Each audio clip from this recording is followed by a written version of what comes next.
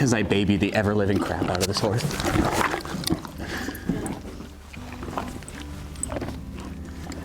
Good girl.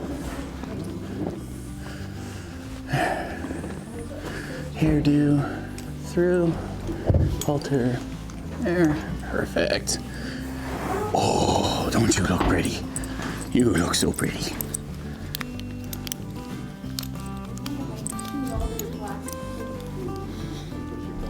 Good girl. Oh, thank you, honey. Well, hi there. My name is Colton. I'm part of livestock here at Fort Steele. We're going to be working with Nick and Shay here. We're going to be putting on their harnesses so that they can head to work for the day. So I'm going to go ahead and grab Nick's collar right over here. Ooh-ah. Such a well-behaved boy. So this collar will sit right on his shoulders so that he can actually push the cart forward. So, oh, so polite. He's gonna put his head down for me. We'll throw it right here, give it a twist, and it'll rest right there on his shoulders. You know it's a good fitting collar because you can fit your hand all the way through so that he's not choking on it or anything. Nice fitting collar. Grab your line here. We'll throw the rest of the harness on. Over here. So in my left hand I have the hames, which will go right around the collar. And they actually act as a brake so that when the cart stops, or when these horses stop, sorry buddy, good boy, the cart will actually hit into these hames and that will stop the cart from moving. And it'll also prevent the horses from actually getting hit by the cart as well. So it's a nice little safety feature. Throw this over. Good boy, Nick. Just gonna make sure that on this side here, it lines up just like this one, right in the groove, like so. And then we'll give this a bit of a tighten, right through these two loops here. We wanna make sure this is nice and tight, because like I said, it acts as the brake, and we wouldn't want it to slip off and hit them in the head or anything. Grab this strap here. So this is their chest strap. Take this strap here. Oh, pardon me. Make sure that our belly strap is connected all the way through. There she is. So we'll pull this right under. This kind of secures the front half of our harness. Like so. Make sure that's nice and fastened. And then the next thing we'll do is grab these quarter straps, which will fasten our hip straps up top, like so. Make sure that these buckles are pointing down so that it doesn't itch their belly. Grab this next one here. Perfect. And then we'll head on out to the crupper, which is right at the back. And so the last strap we're gonna put on the harness here is the crupper. And this keeps our hip straps nice and aligned right on the top of the hip, keeps it balanced. So we're just gonna sneak it right under the tail here.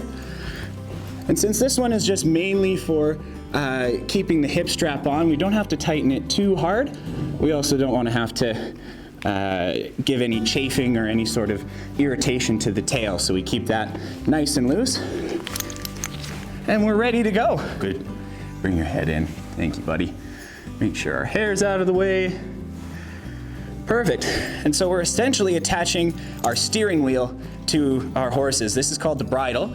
And the more important bit here is the bit, nice and convenient. And so when we attach our lines, which is what the driver uses to steer left and right and to stop, they'll attach to these loops here. And this will kind of nicely, gently tug on their face, either to go left or to go right. So we're gonna bring her on over to Nick here. Good boy. So this will slip right over his head. Just gently into the mouth so we don't nick any teeth or anything. Bring our ears through. And that lovely hairdo. Perfect. And so there are two straps that we connect on this half here. One that goes just behind the chin here. And then another one, which is the curb chain, which keeps the bit from falling out. This will attach on a little silver hook on the other side, just like that. And then we'll go grab our lines. Make sure I have. Okay, so now we're gonna throw the lines on these puppies. So I'm gonna come to the end here where we have our split, and one half is gonna go over his right side, and the other half is gonna go over his left side. Now the trick here is to make sure that the one line that goes all the way through, the nice and long line, goes to the outside of your horse. And then make sure your lines go through these rings here, the hame rings. Keep them nice and tight to the body. Come around this side, through his hame ring here. And on this one, we can attach it straight to the bit. So I'll undo this latch. And since he's doing some work today, we're gonna put it right at the top. If he's doing kind of lighter work or even parades or show work, we go down the loops to make it easier for them. We'll come all the way over here,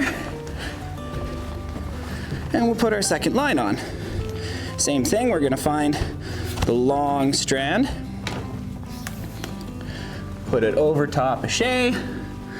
And a good thing to remember too is that their blinders are on because the bridle here has these nice little flaps. It keeps them focused forward, but then that means that they can't see behind them. So when you're putting lines over them, you don't want to throw them over real quick or else they might jump a little bit. Don't want to scare them. Through the hame ring there. And on this side, nice tight squeeze, thanks honey. And through this hame ring here, hi. So another thing too to watch out for is when you're putting your lines on, especially with Shay, she does have a sensitive mouth, so you just want to approach her nice and slow. Good girl. Yeah, she's wiggling a little bit. So we're just gonna be nice and gentle and give her a good pat afterwards. Good girl. Hey, good job, hon. Alrighty, for safe storage, if we're not taking off right away, we'll take the rest of this line here, which is what the driver will use to steer, and throw it right under the hip strap. Then that way they can't step on it and it won't get tangled up. So we'll do the same thing with this strap here. Put it in the hip. All right, the last thing we're gonna do is we're actually gonna take these two lines and cross them over so that when I pull on my left line, we pull both of the horses left, and when I pull right, it'll pull both of the horses right. So I'm gonna grab these two lines here. I got my center ring, which will hold the two lines in place in the middle and give them a nice cross. And you'll know a good teamster when they can make the ring stay nice and flat and towards where we're going. Alrighty, get this line opened up. And this is a good time to check that you're through these hame rings because it's mighty hard to steer when they're not through those hame rings. So we'll put this one on Nick. Fabulous. And then this one on Shay, keeping in mind her shy mouth. Yeah, good girl. There we are. Now that our lines are set, we're gonna get rid of these lead shanks. However, we can't just throw them away because they're part of the whole safety mechanism. So say Nick sees something that makes him uncomfortable and so he stops, or maybe he decides that he wants to go a little faster, so my teammate who would be helping me out on the farm would be able to grab his lead chain and calm him down and lead him forward, or possibly get him out of a tangled mess. So we're gonna put it up here on the hame. And we're gonna do a daisy chain loop. So I'm just gonna take this loop I have here all the way through, so that in a pinch, if I need the rope, I can pull it right out and take a hold of the situation. And so once these two lead chains are up, we can go ahead and hook them to the wagon. they're going to be doing some real work today. We're gonna tie them up to the hay wagon, which is full of the grass that we mowed a couple of days back, and we're gonna take that grass, crush it into bales later this afternoon. So we'll see you out there on the hay wagon.